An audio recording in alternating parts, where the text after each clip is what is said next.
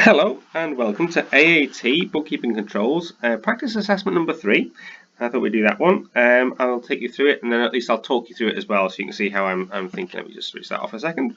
Right, so we've got a list of boxes in here, and we've got a list of transactions. So I'll just take you through. So a system set up by the bank for same-day large payments. So same-day large payments. We're taking large payments here, so that's going to be CHAPS. And if they mention large or if they mention land, you're going to be using the CHAPS system. It's anything over 100,000. If the amounts to be paid electronically is smaller, the bank, and that was going to be faster pay system, so we can pay that on the same day, less than 100,000. For repeated electronic payments, the banks offer that's going to be standing order. Whenever you see the words repeated and the same amount, so repeated same amount, same time interval, that's always going to be standing order. The banks can also offer, and we've got some variable time intervals and amounts variable, and that's going to be direct debit. So standing order, if you see the things are the same in terms of the amounts and time intervals, when one of those varies, we're going direct debits. The bank that sets up the payment, in this case, is the bank that receives the payment. So have you ever noticed when you want to set up a direct debit, you have to send the direct debit thing to the other side. You don't set that up by yourself. Although you can set up standing orders by yourself. And then what is it going to be used to? The thing that's used to make variable electronic payments, so we're paying the payroll ourselves, but it says we're going to go for direct credits there. Typically, we probably use backs. Same kind of thing actually, but I don't know why we're not using the backs name there. These are set up to the banks that makes the payment. Plastic cards also used to make payments. Yep, transactions using it's going to be direct debit is the same day, and the credit card is up to a month after the settlement. So we've not got a question yet. Really, that's nothing more than a memory test. Okay, so different types of banks can make different periods. So in check is 3 days or more, typically more like 7. 7 or more. Cash withdrawal bank is the same day, CHAPS is the same day, credit cards up to a month later, and faster payments is the same day. Right, so on to a proper question then in C. Here we go. So the way to answer this question in terms of technique now, rather than just being a memory test, is to set up 2 T accounts. So we set up 2 T accounts here, and then we just put in, so a cash purchase has been entered in the cash book. Cash book. So we made a cash purchase, so we've gone credit cash. But not in the purchaser's account. So it's not over here. So we've got nothing in here. So we will have an imbalance in the trial balance because we only have the credit and not the debit. Okay? Discounts allowed of 98 has been recorded in the discount allowed account as 89. So discounts allowed, so we're going in the sales ledger control account,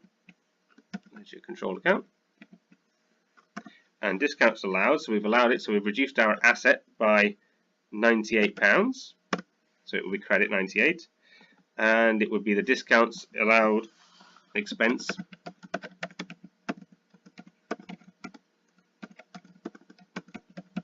account, and that's been put in as 89. In the debit. Remember, anything that reduces our profit to shareholders is a debit. So you can see that those two don't balance. The debits aren't equal to the credits, and so that's going to cause an imbalance in the accounts. Right. A receipt from a credit customer has not been entered in the cash book or in the sales ledger control account. So nothing's gone into our T accounts. So they will balance, so that will not cause an imbalance in the trial balance. A purchase credit note has been debited to the purchaser's account.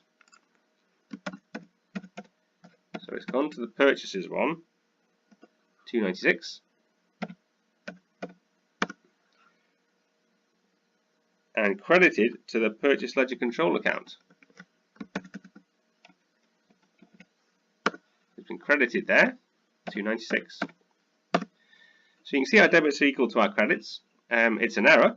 It's a reversing error, so we'd have to actually reverse it out, and then we'd have to put the correct thing in. But it will not cause an imbalance to our trial balance. So that's that one. Classify the following errors. Purchase of vehicles for £10,000 has been debited to the vehicle's expense account. Okay, we're back into a memory test. Error of principle. So we put it into the wrong account, so it's an error of principle.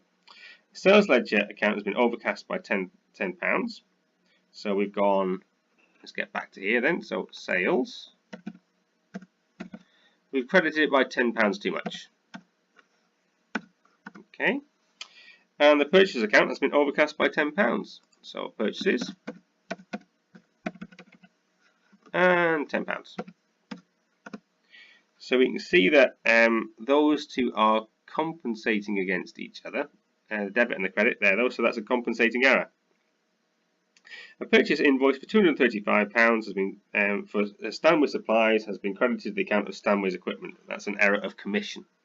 So it's in the wrong account in the sales ledger, but it's in the sales ledger control account correctly. Right. Okay. E. Which of the following best describes the purpose of the journal? A book of prime entry to record the credit sales. That's credit sales. Well, that's the sales day book. And credit purchase transactions. That would be the purchase day book. A bookkeeping account in the general ledger to record transactions made in error. It's a possible one. A book of prime entry to record bank receipts and payments. That's the cash book. A book of prime entry to record non-regular transactions. Right, okay, so it's a book of prime entry. Well, the journal is a book of prime entry. And the bookkeeping account in the general ledger is in the general ledger, so that would be in our ledgers. So it's not B. It would be the book of prime entry to record non-regular transactions. So the answer there is D. The other three are not right. Okay, so where are we going then? Let's do question 2. Task 2. Into some proper questions now. Right, so we've got payroll transactions are recorded using the wages control account. So we see wages control. We know that we're going to use the 4-step method. So we're going to use step 1. We're going to put our table in place. So let me get our table. Right, the first thing to do then is to just create the table. Sorry, I'm having problems with the book there. A second. Let's create the table. So let's put gross pay in here, and then any expenses to the employer goes above gross pay, so employer's national insurance,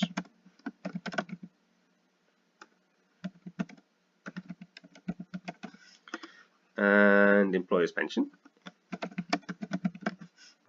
and anything that's deducted from the employee goes below the gross pay, so income tax and employees national insurance and employees pension. And so the total cost of the employer goes at the top, and the net pay goes at the bottom.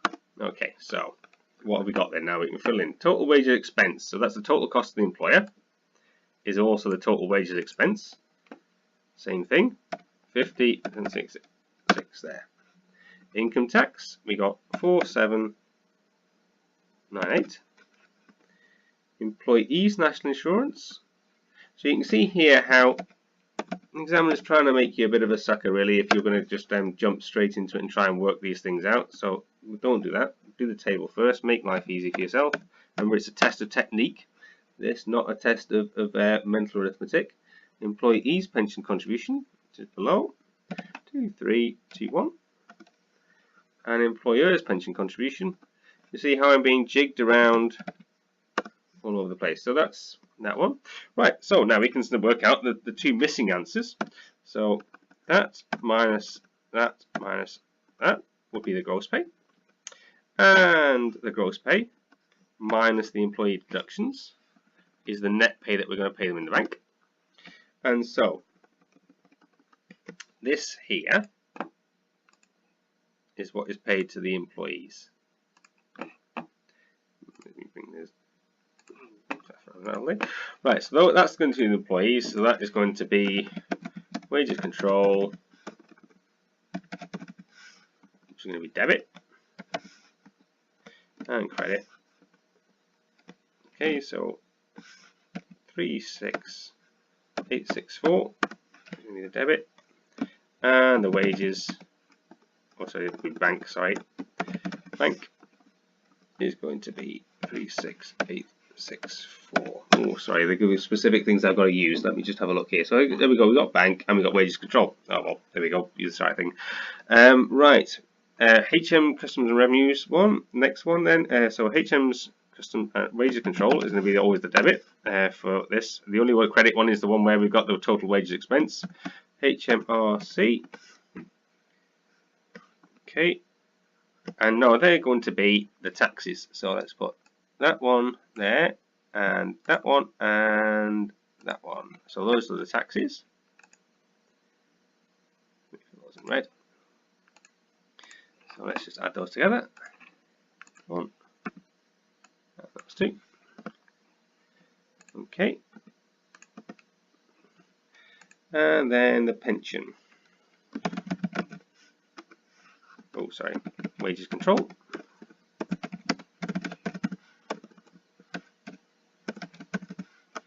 And the pension. And so the pension one's going to be these two here in our table.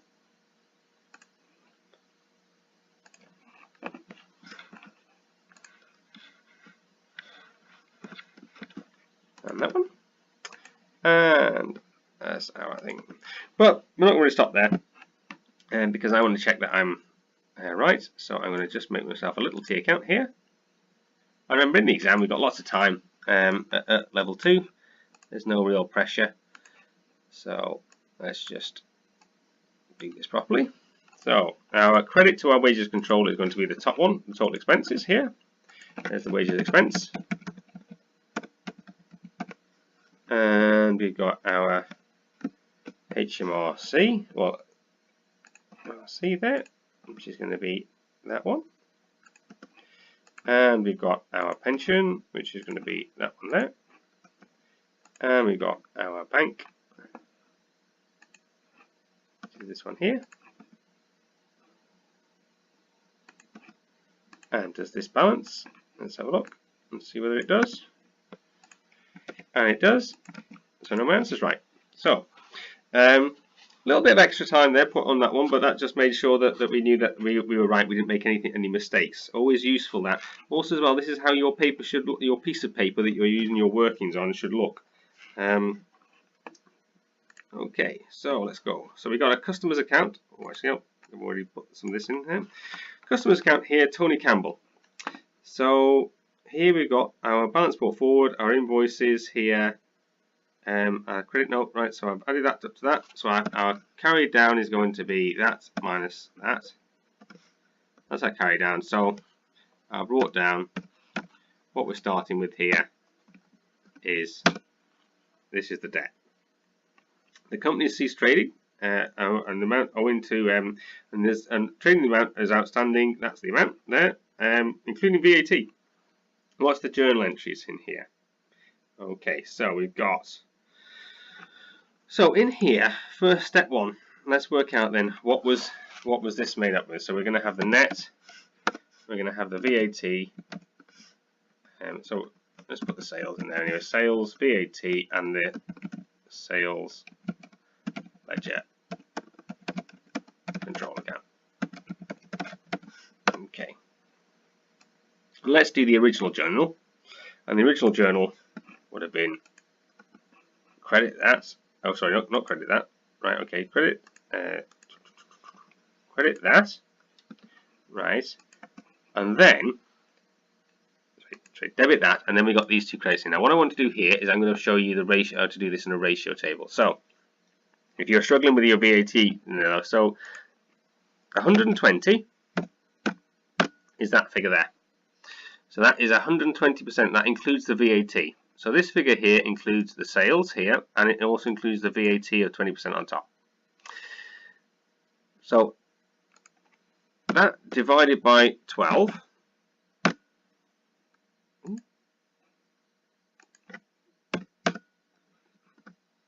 is 10%. Well, it would be 10 now of those 120. Okay, so that divided by 12 is 10. Times that by 2. So 20 would be that. Now some people use this as the take that and divide it by 6, and that is the that's the VAT. Okay. Now the 1140 minus 190 is without the VAT on. So this is net here. This would be the VAT here, and this would be the gross there.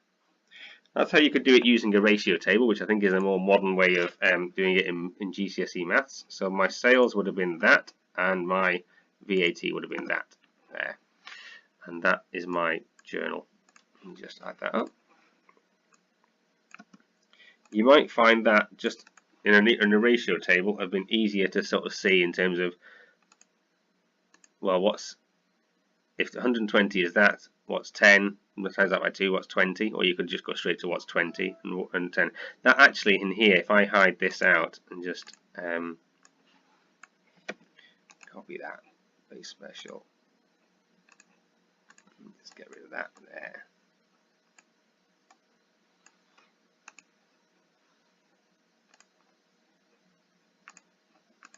That's how I would actually do it in real life. It just, and you know that even though I am a professional chartered accountant and have been for a long time now, it just means that I'm definitely right. Well, it's always coming up with technique. You know, I sort of say, well, there's a technique method. Right, so in terms of what the journal is then, so that's what I've got originally in here. So I'm going to reverse this out, and so what I'm going to do then is my sales ledger control account, I go credit that figure. So I'm going to be crediting that. That's got my sales ledger control account the right figure. I've got then my irrecoverable debts. Ooh.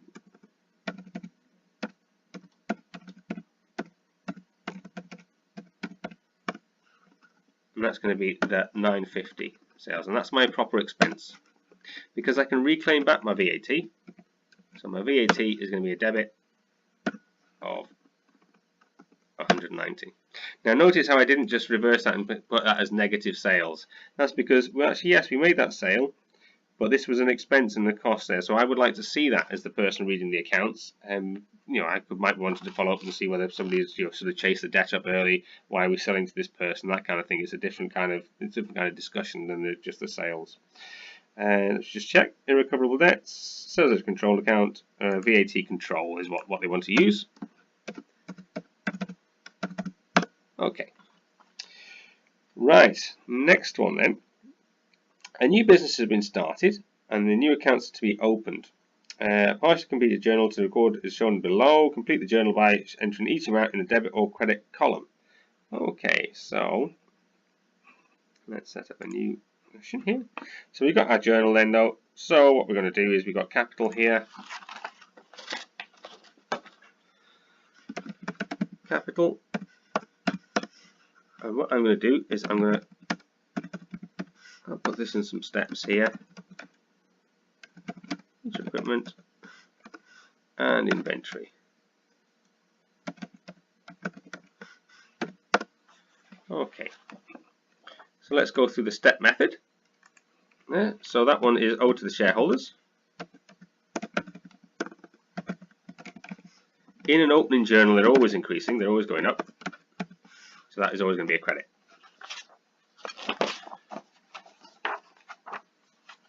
Okay, so that one would be, let me put my debits and my credits there. So that one's credit 10,000. Then I got my bank loan, that's a liability. And it's going up. And so that's going to be 2,500. And the computer equipment is an asset. It's either cash or can be turned into cash. And that's going up because they're always going up. Let's put them all down when it's up, save ourselves a bit of time. And so that's going to be 8620 in my debit. And my inventory is also an asset because it's something that I'm going to sell and turn into cash, so it's an asset. That's 3880. And then let's add those up. There. There's my trial balance balancing. Okay. I think that's tasks 1, 2 and 3, and I'll do 4, 5 and 6 in the next video. Thanks a lot, bye bye.